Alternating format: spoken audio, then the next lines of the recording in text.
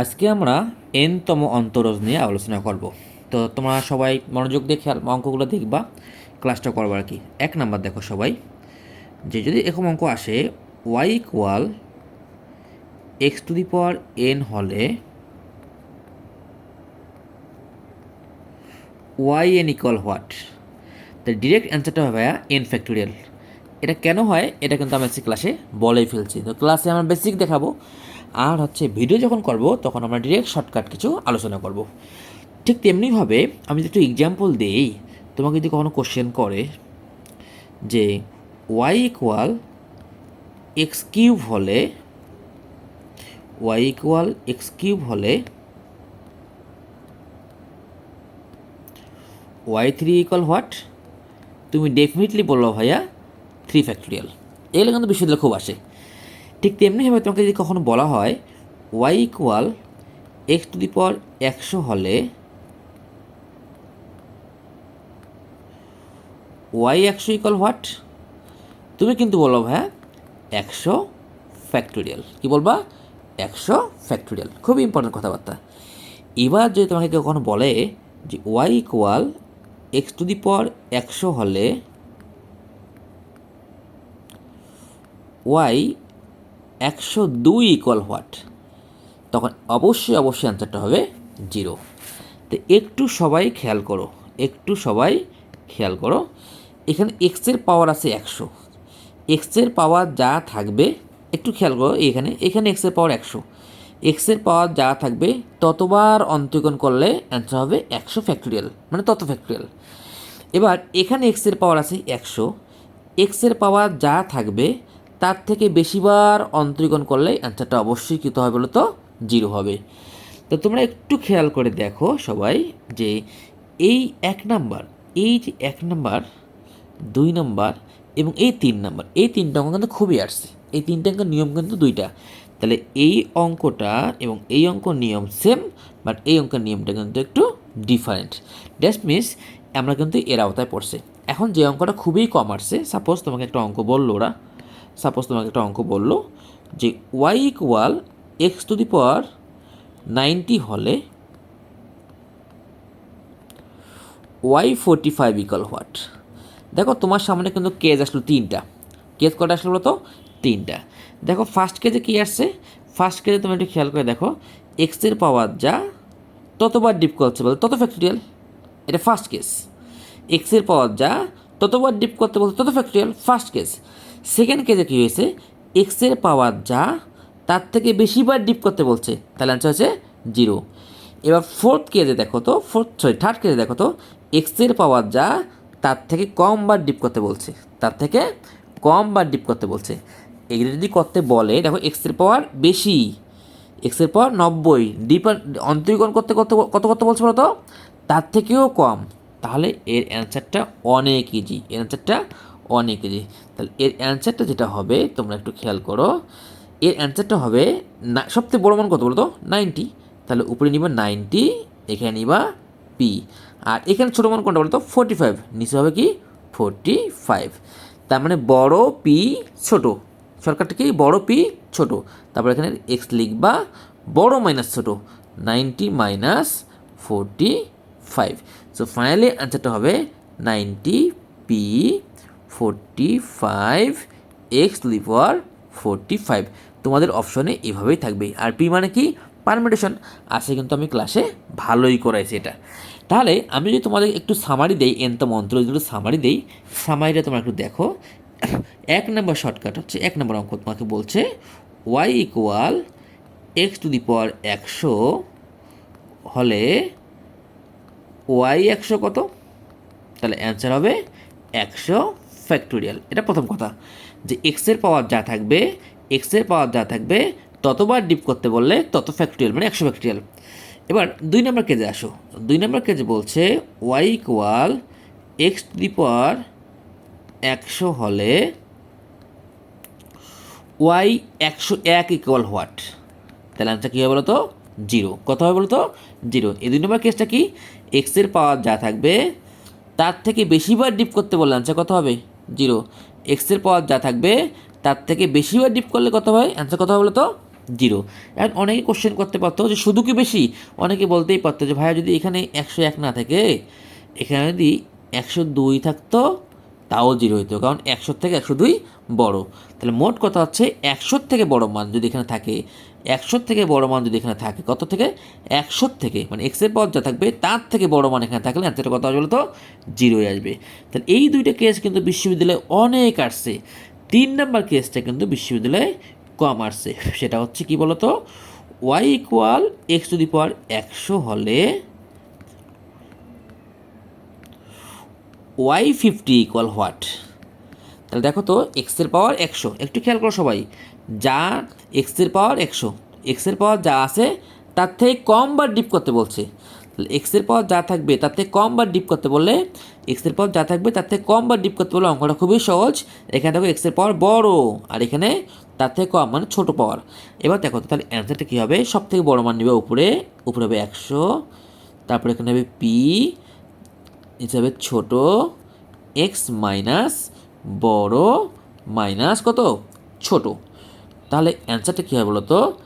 100p50, 100p50, x to the পাওয়ার 50, এটাই answer. তাহলে এই তিনটা টাইপ তোমরা কিন্তু একটু ভালো করে খেয়াল রাখবা। তার মধ্যে আমি বলছিলাম 1 নাম্বার এবং 2 নাম্বার বিভিন্ন বিশ্ববিদ্যালয়ে দেখা যায়। 3 নাম্বার অঙ্কটা আমি খুবই কম বিশ্ববিদ্যালয়ে দেখেছি, খুবই কম বিশ্ববিদ্যালয় নয়, খুবই কম ভর্তি পরীক্ষায় দেখেছি। তো তোমরা যারা বিগিনার আছো অবশ্যই 1 এবং 2 নাম্বার মুখস্থ করে যাবা, এবং 3 নাম্বারটা মুখস্থ করা যদি আসে, তাই না? 3 নাম্বারটা তোমার চাইলে একটু বাংলায় পড়াবো, বাংলায় পড়ে দেখো তো, না বাংলা পড়ানো তখন তোমরা একটা মুখস্থ রাখি। হ্যাঁ, আশা করি তোমরা বুঝতে পারো। বুঝতে না পারলে তোমরা ভিডিও নিচে কমেন্ট করে ফেলো। তো এ ছিল সিঙ্গেল এক্স থাকলে তার এনতম অন্তরীকরণ বা 100তম অন্তরীকরণটা কী হবে।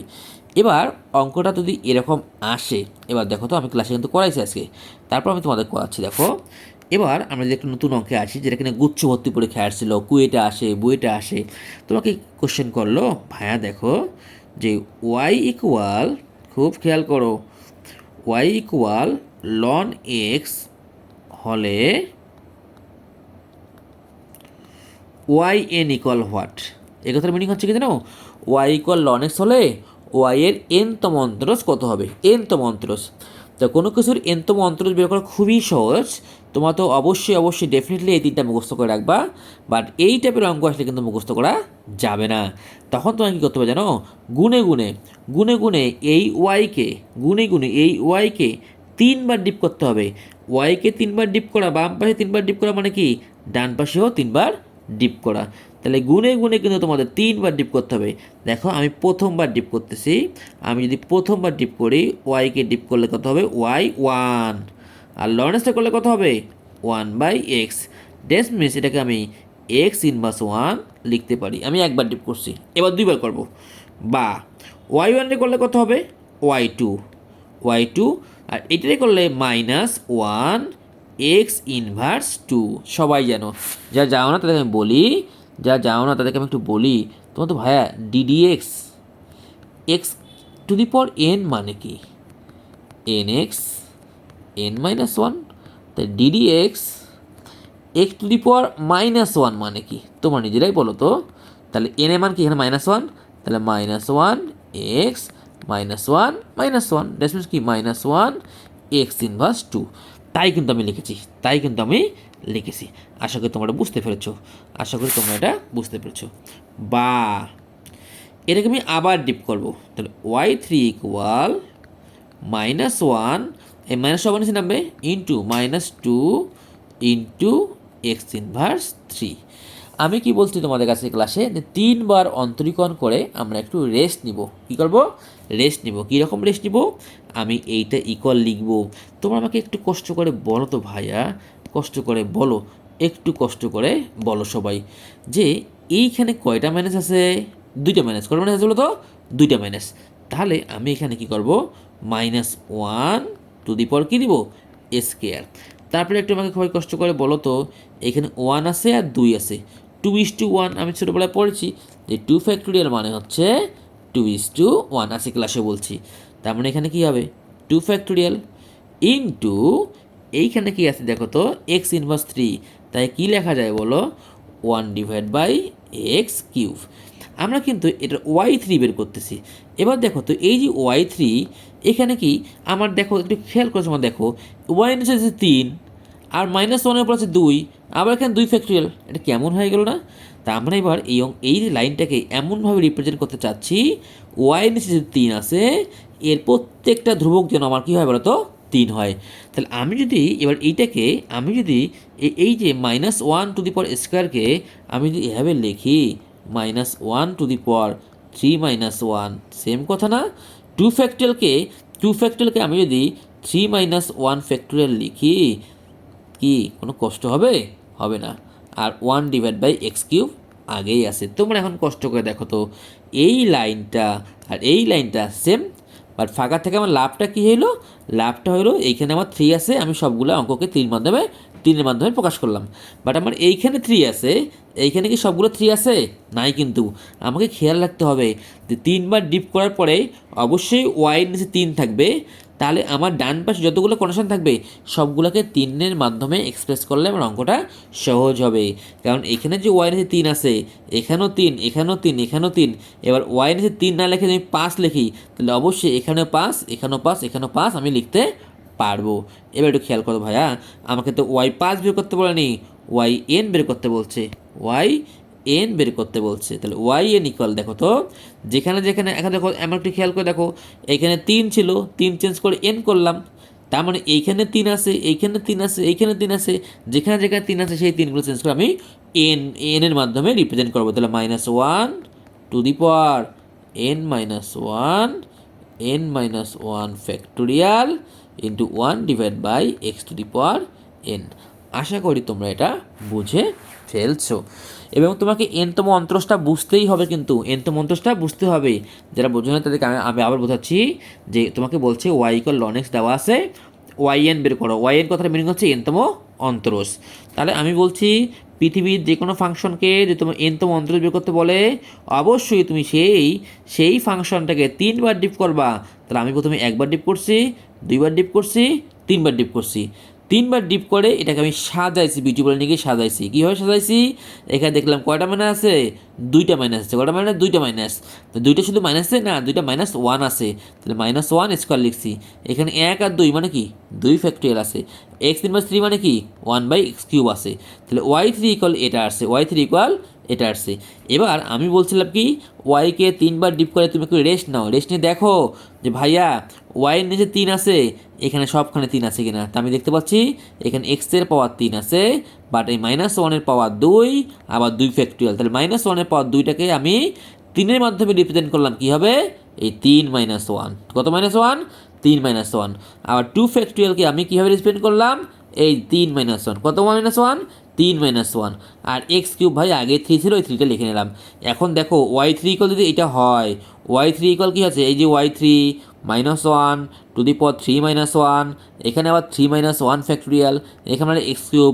তাহলে এই 3 যেখানে যেখানে আছে, এই 3 দেখো সব জায়গায় আছে না?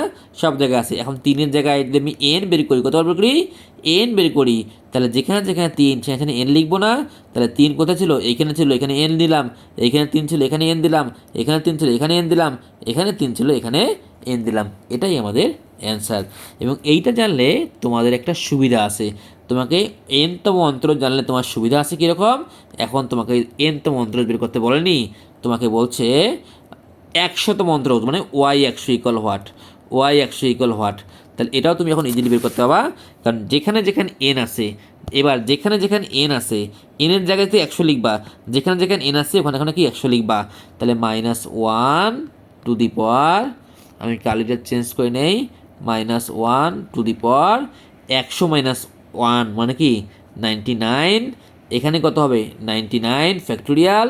এখানে কি হবে? 1/x⁴100। আশা করি তোমরা এর n-তম অন্তরজটা বুঝছো। এবার আমি আরেকটা n-তম অন্তরজ দেখাবো, এটা দেখলে তোমরা আরও একখানি ক্লিয়ার হয়ে যাবা, ঠিক আছে? আমি আরেকটা n-তম অন্তরজ দেখাবো, সেটা হচ্ছে y ইকুয়াল 1/x হলে yn ইকুয়াল হোয়াট। তাহলে আমাদের কাহিনী কি? 1/xটাকে আমি একটু বিউটি বলে নিয়ে ভেঙে নেই। 1/x মানে কি? x inverse 1।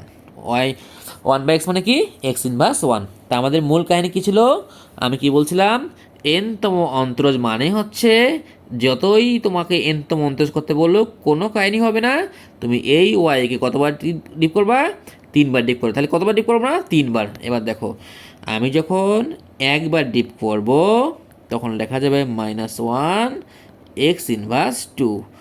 আমি যখন 2বার ডিপ করব তখন আসবে -1 ইন্টু -2 ইন্টু এক্স ইনভার্স 3।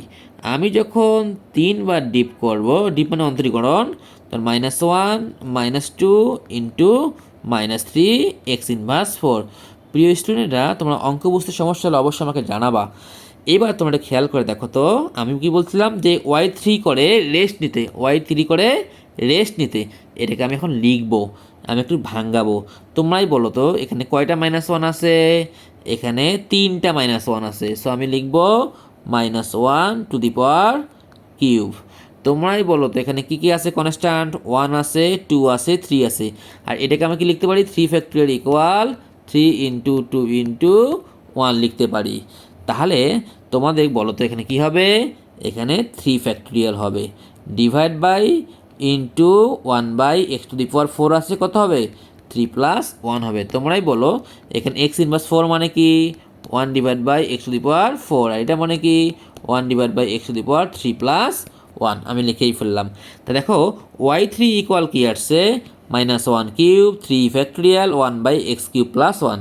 তাই এখানে যতগুলো সংখ্যা আছে সবগুলো কি 3-এর মাধ্যমে প্রকাশ করে ফেললাম। এবার তুমি চাইলেই এর yn বের করতে পারো, কী হবে -1 to the power n factorial 1 divide by x to the power n plus 1। আশা করি তোমরা বুঝে গেছো। এই হচ্ছে আমাদের কি কাঙ্ক্ষিত অ্যান্সার। তো এই হচ্ছে এনতম অন্তরজের কাহিনী। তা আশা করি এইটুকু এনতম অন্তরজ পাইলে এরপর যে কোনো ফাংশন আসুক না কেন, তুমি এনতম অন্তরজ তোমার জন্য অনেক বেশি সহজ হবে, তোমার জন্য অনেক বেশি সহজ হবে। তো আমরা আজকে আর ভিডিও বাড়াবো না, তোমাদের যারা আমাদের বেশি ভর্তি তাদের জন্য এই ভিডিও তৈরি করা। আমি আশা রাখবো যে তোমরা এই ভিডিওগুলো ভালো করে দেখবা এবং ভিডিওগুলো তোমাদের ফ্রেন্ডের সঙ্গে শেয়ার করবা না, ঠিক আছে। বাট এই ব্যাচে আমরা যে ভালো পড়াচ্ছি, আমরা ভালো পড়াচ্ছি বিধায় তোমরা আমাদের কাছে পড়তেছো। এই ভালো যে পড়াচ্ছি এবং পাশাপাশি তোমাদের অনলাইনে একটা ভালো সাপোর্ট দিচ্ছি, এটা তোমাদের ফ্রেন্ডের মধ্যে শেয়ার করবা। ভালো কাজকে প্রশংসা করতে হয়, ভালো কাজের প্রচারণা করতে হয়, এটা আল্লাহ তাআলা উভয়েরই বরকত দেয়। তা আমরা আজকে এই পর্যন্ত থাকবো। তোমরা যে কোনো টপিক যদি না বোঝো, কোনো অঙ্ক না বোঝো, আমাকে অবশ্যই মেসেজ দিবা, আমি ভিডিও করে দেওয়া ট্রাই করব। Best of luck.